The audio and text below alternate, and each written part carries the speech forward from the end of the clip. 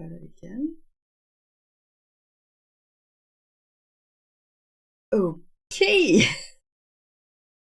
Well, let's try that again, because apparently my streaming software did not want to cooperate. So instead of going live, I did not go live. My apologies for that. Let's see. Yeah, yesterday I did a live stream and I worked. What's going on? Okay, I'm really confused right now.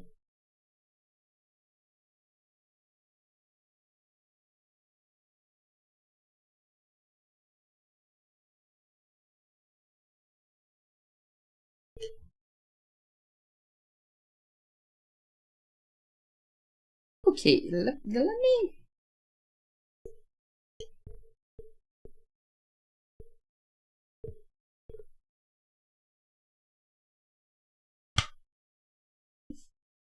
Hi, Sunset City. I'm trying to figure out what you guys are seeing. Things are really weird right now. I have no idea what's going on. My apologies for that. Okay, let's see. Because I really need to know exactly what's going on right now. I hope.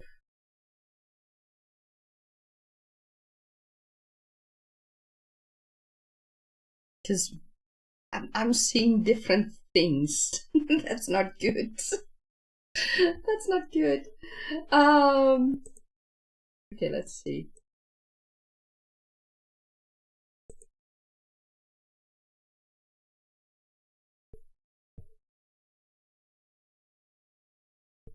Ay.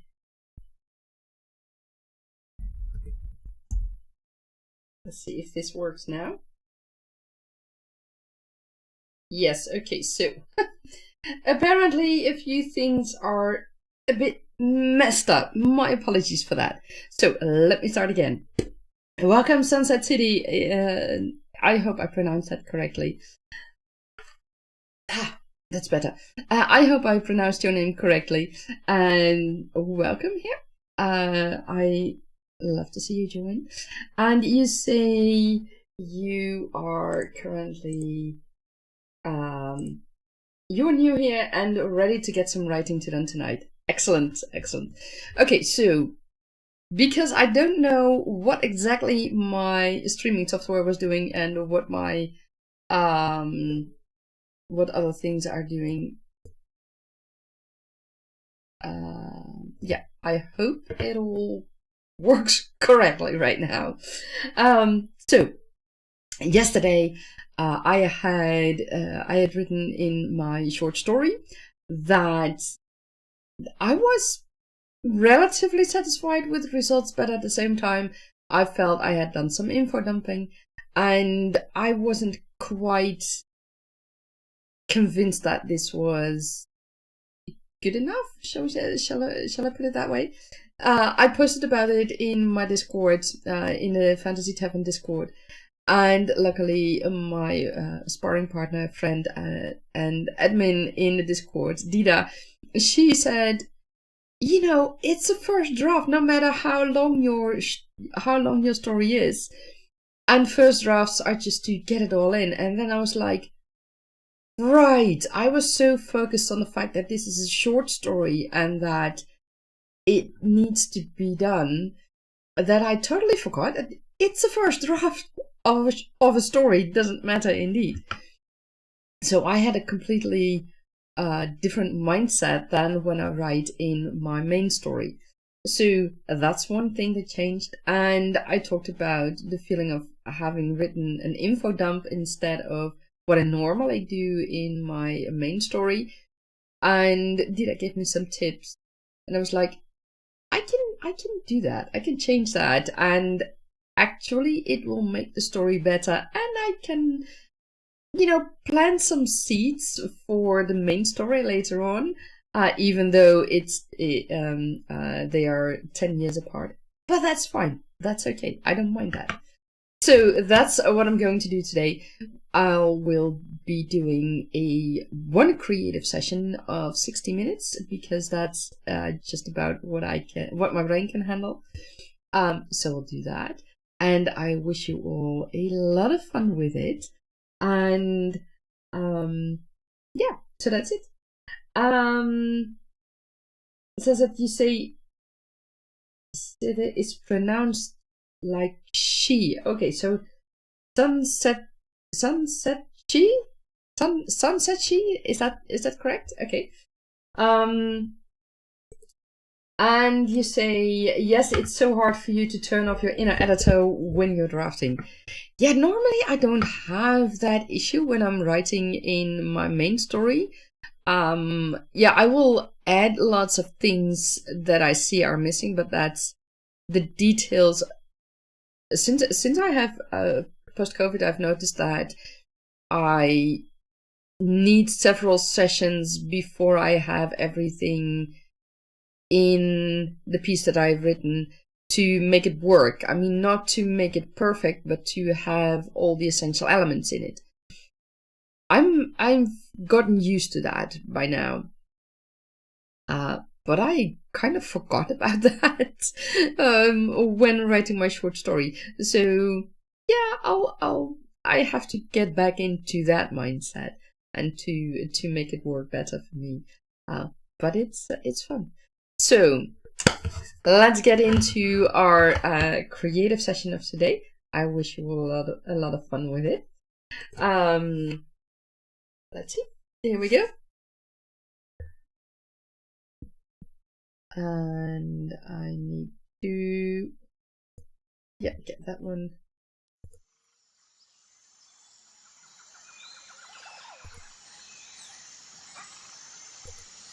Here we go.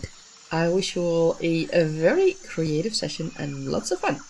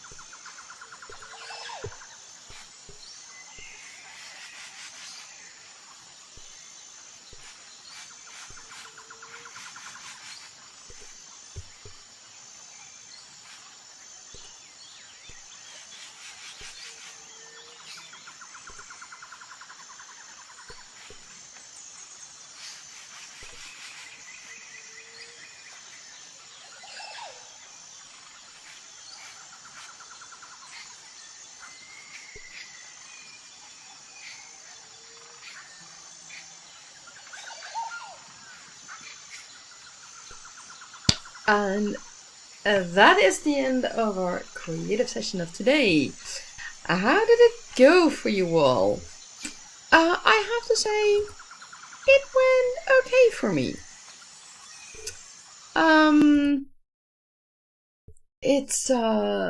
I've fixed a few things.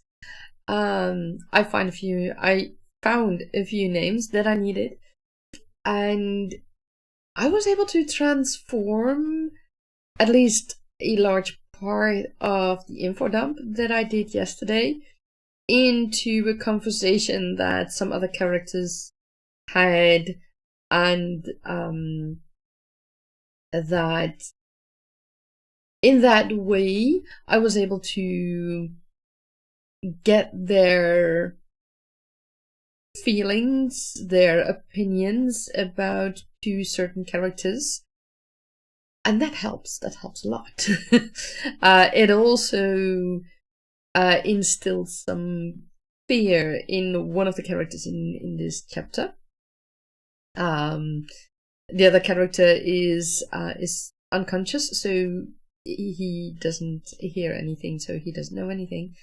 But yeah, this was needed, and I have to say, I'm satisfied. Now I'm truly satisfied with how I changed it, and I feel this is for the better, and this will actually work, because it's not an info dump anymore.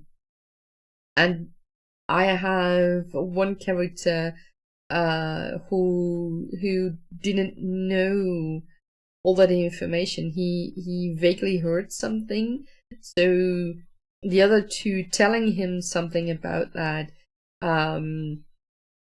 makes it that it's not something like, oh, as you know, the butler telling the maid things, but instead he is given the information that he's asking for, because he's confused about certain things. Why are things happening now, and what is the deal with this other character they need to get?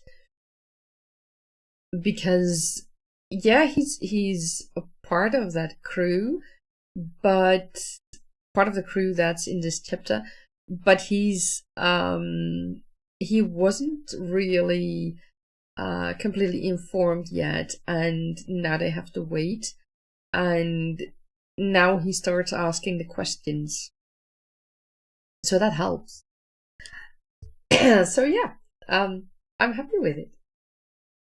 Sansechi, you wrote 476 words and you planned out some scenes. Excellent! That's great progress. I'm happy to hear that.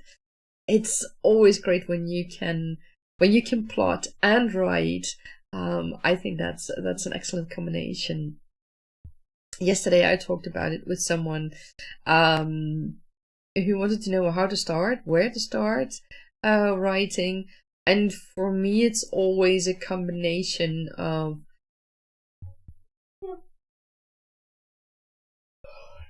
my apologies. It's always a combination of world building and plot development, character development. So it's all of it. And in my case with Tegne, I had a vague idea of dragon riders and mages, or rather seers at that time, and I knew I wanted to write something with that, but I didn't quite know what. And also I had no idea how I was going to make dragons work in our contemporary everyday Earth. And I was like, I mean, yes, I know we want to bring back mammoths and other large fauna, but how? I mean, we can barely feed everyone on Earth, let alone dragons. So yeah, that was an issue for me back then, until I found photos and footage of the Hang Son Dune caves in a cave in Vietnam, and when I found that, I knew I had found my solution, and specifically I was going to use that for that inspiration to create a completely new world, and that became Tegne. And the characters and the story evolved from there. And now I still need world building, but I work on that when I need it, when I find that I am missing information, for example. So yeah, that's the difference that I do now. And Sanseshi, you say Dragon Rider books are the best, so much fun. Yes, and really just dragons in any capacity. Absolutely, absolutely. I love dragons in all sizes, and it's just how can I say that? The first dragon that I got to know was Falcor, I think, from Neverending Story, and he is the opposite of the European dragons, and he's based on, if I'm correct, he's based on the luck dragon, or one of the luck dragons in China. And I had that image of a dragon for years in my mind. And when I saw images and artwork of the more European or Western dragons, I was like, why are they so violent and so awful looking? And yeah, that didn't sit well with me. So yeah, that's when I came to the conclusion that there are far more dragons, far more a greater variety of dragons, I should say. And about 15 years ago, I found the game Dragon Cave, and that is truly an awesome game. It's a web browser game. It's a browser-based game, I should say. Very simple. You just collect dragons and you can breed them, and that's it. And you can trade them, I should say, also. And not only the owner of the site and the game, the one who created the game and who's still maintaining the game and expanding the game, he created dragons, but also community members created dragons, and they're still creating dragons in all sizes and colors, and that's great. And that's when I truly realized that sticking to that one image of the European dragon was far too limiting, especially because I liked Falcor, and I liked that luck dragon, the Chinese luck dragon, and I liked the dragons that I found in Dragon Cave, and that's such a difference. So yeah, I like dragons in all shapes and sizes and varieties, and that is also what you'll find in Tergane, and that's the best. And there's one big difference between how I write dragon riders. Well, I don't call them dragon riders. I call them dragon companions, because I feel that signifies much more as to the relationship between the dragon and the companion, because it goes far beyond the person sitting on the back of the dragon. They have truly a bond. They can communicate with each other. They help each other, etc. It's more like Christopher Paolini's dragons and the bond that they have. Christopher Paolini still calls them dragon riders, and I go a step further. I call them dragon companions, because it's, the way I feel it, it's a different bond than a rider. A rider is more like, I feel, in a way, like Daenerys Targaryen in Game of Thrones and Jon Snow in Game of Thrones. They can ride the dragons, and especially for Daenerys, the dragons listen to her.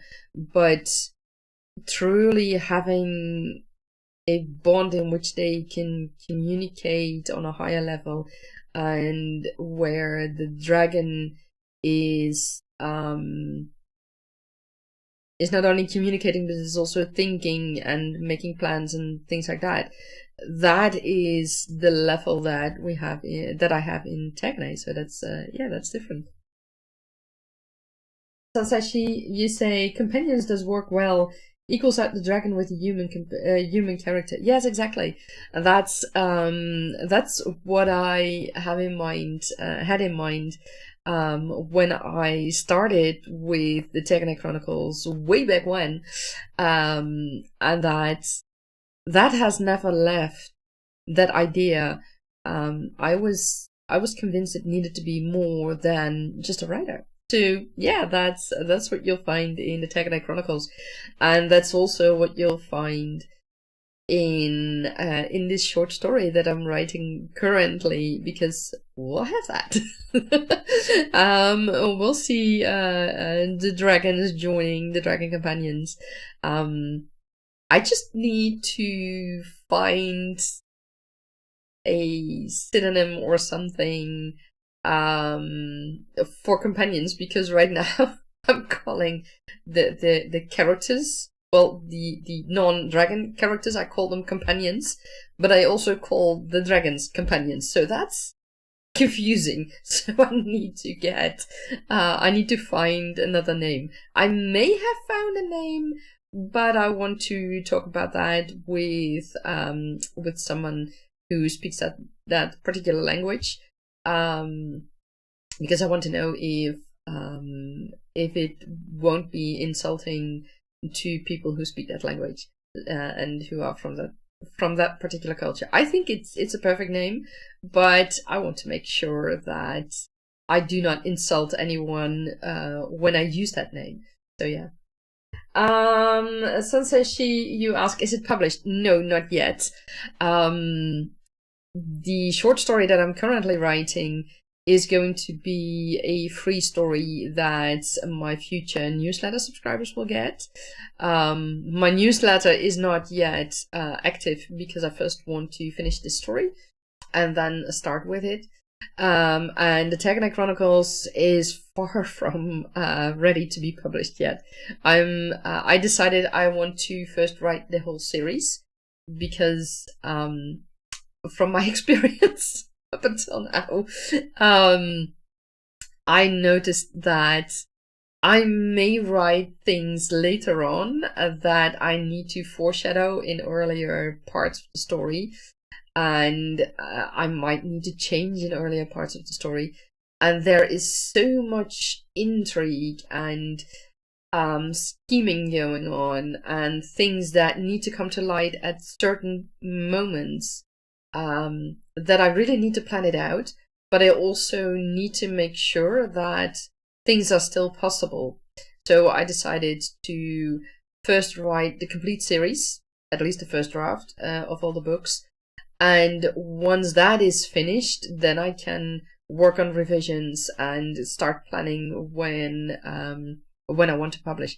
Because in the end, I'm going to self-publish at some point. I don't know yet when. I'll probably do crowdfunding for that, because yeah, you'll need money to self-publish. But I'm writing in English while I live in the Netherlands. I am Dutch, and here in the Netherlands it works that you can send your manuscript to publishers, but it has to be written in Dutch. And I was like, okay, but then I have to translate my book that I've written in English. I have to first translate it to Dutch before I can offer the manuscript to publishers here in the Netherlands. And I was like, yeah, then I'm doing the work twice, so that's just not handy. So I looked into traditional publishing, but with everything that's going on right now with traditional publishing, and the time it takes, because it can take several years. I mean, you have to find an agent first, because the route of traditional publishing is either, well, it's publishers in UK or the US, USA, or I don't know, anywhere else. But usually you need to find an agent first, and then you need to work more on your book, and then that agent can can pitch your book to publishers, and that can easily take 2, 3, 4, 5 years before your book might be published. And there are so many things going on in the publishing world right now that I thought, you know what? I don't want to wait another potentially 5 years after my series is complete, after my first book is really for the way I feel it, ready to be published. And so I decided to go through the self-publishing route.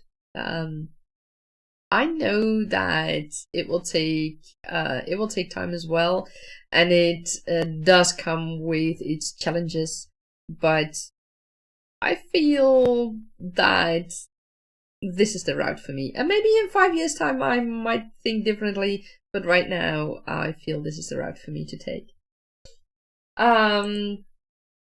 Sancheshi, you say you prefer self-publishing. Even as a reader, most traditionally published books are so formulaic it can get boring. Yes, and the how shall I say that? The fun part, what I often, or fun, the remarkable thing, what I often hear is people want to write for the market. But they don't realize that it takes several years for a book to be published. And if you write for the market as it is right now, you're 5 years late. You have had to start 5 years ago and finish your book to be able to have it published for the market right now. So it works completely different. And books that might be, or genres that might be popular right now, could be less popular in 5 years, or might explode in 5 years. So yeah, there's that whole thing. And also with all the AI going on and some publishers having a certain stance on that and other publishers having a different stance on that, I don't want my work to be fed into those large language models to train those models. And I know there are publishers who will do that. I mean, it's no guarantee when I self-publish it, but I want to have control over it as much as possible. Maybe it's too much control that I want, but I'll see about that. I've no idea yet. I mean, I have to test things out, or test things out. I have to learn more about the whole process. But at the same time, right now, I just need to write the books and finish the books. I have written various concepts. I've written myself into a corner where I didn't know anymore who was saying what to whom, and who could be there, and who did what, and who had certain things. I, as the author, didn't know that anymore, so that was a point that I was like, okay, I need to quit this, and then I need to completely rewrite it, because I just don't know it anymore. So let alone any reader, they won't understand it if I, as the author, don't understand it. I've also written other versions that I wasn't completely satisfied with, but also a version that where I found out that I needed to find the answer to a question for myself, because I couldn't answer that question for my character. Or rather, I should say, I needed the answer. I needed the question. I needed to answer that question for my character, but I couldn't answer that question for myself. So I worked on that, and once I had worked on that, I found that things were just a bit different.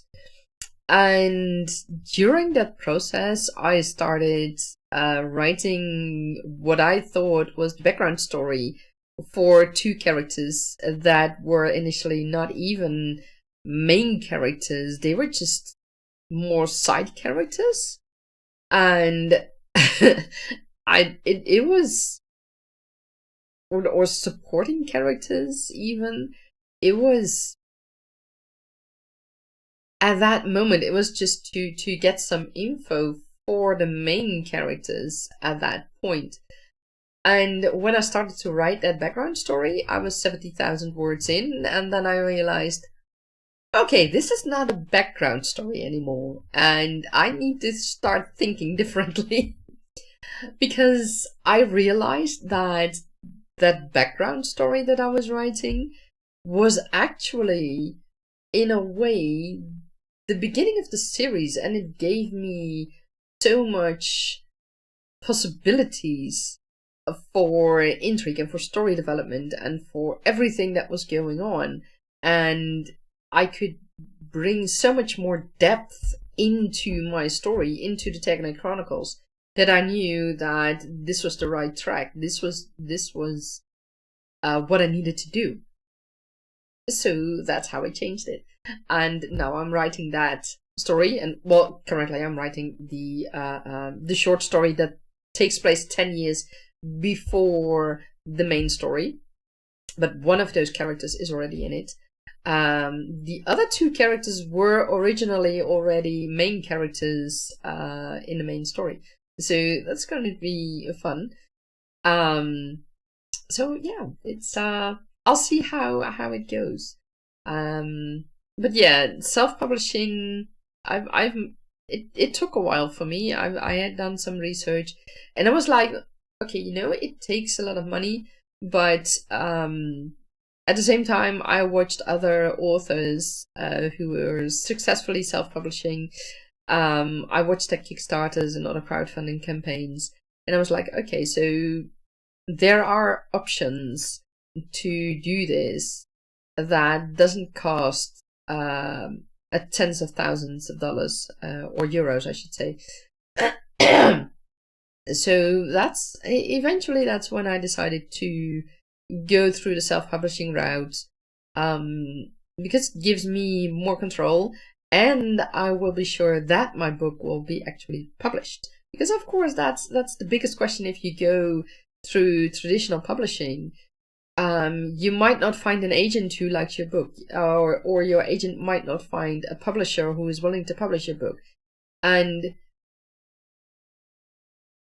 for me, this is a book, this is a series I really want to publish.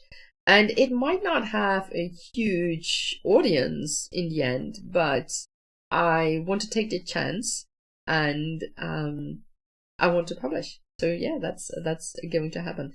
And the first thing is going to be this short story, Go Fly. That will be part of the newsletter in the future. And I hope that readers will like it. And it will give an insight into how I write and what I do with my characters and things like that. And it will also give a glimpse of Takenade, of what's going on in Takenade and the world of Takenade itself. And I hope people will like it. Okay, that's it for today. It is now, oh wow, it's already 10:30. I hope you all had a wonderful creative session. And tomorrow, let me quickly check my calendar. I think I've arranged the same time. Yes, tomorrow again, same time, 9 a.m. my time. I hope you all can join. And if you'd like to talk more about writing, if you'd like to have a sparring partner or anything, go to our Discord. The link is in the description box below, or in the chat if you were still in the chat. So I wish you all a lot of fun and happy writing, and let me know what the hurdles are that you are working through, and what you are writing, or what you are working on right now. I'd love to hear that. I'm also always I should say I'm always curious what other authors are working on. Sansashi, thank you for the stream. You're welcome, and I hope to see you tomorrow again. I wish you a great day. Bye bye.